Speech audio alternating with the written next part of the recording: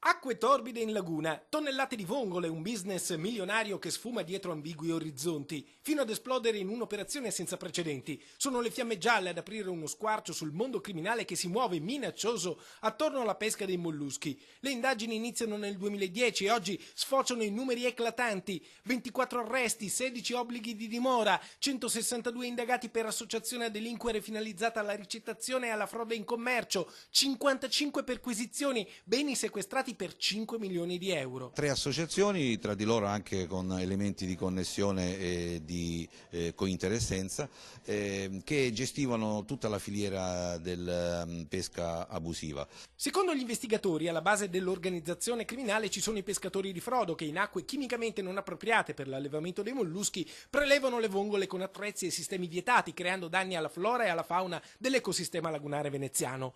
Tutto avviene al riparo di pali e vedette che controllano i movimenti delle forze dell'ordine. Poi entravano in scena gli intermediari, aziende specializzate nel settore ittico che mettevano a disposizione i loro canali di trasporto e distribuzione. Ogni giorno veniva pescata più di 1 tonnellata di vongole illegali, inserite nel mercato con etichettature e luoghi di provenienza falsi.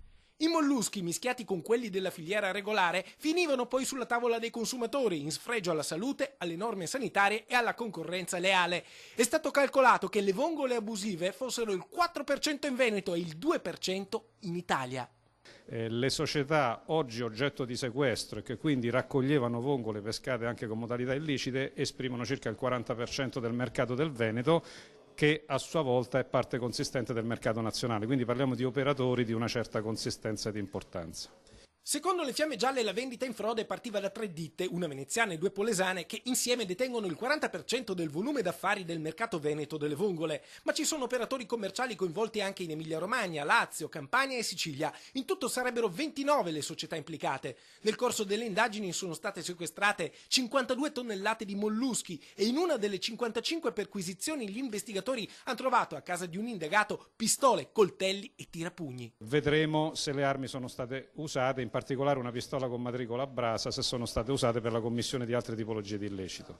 Le accuse vanno dalla pesca abusiva al danno ambientale fino alla ricettazione di vongole di provenienza delittuosa e alla concorrenza sleale.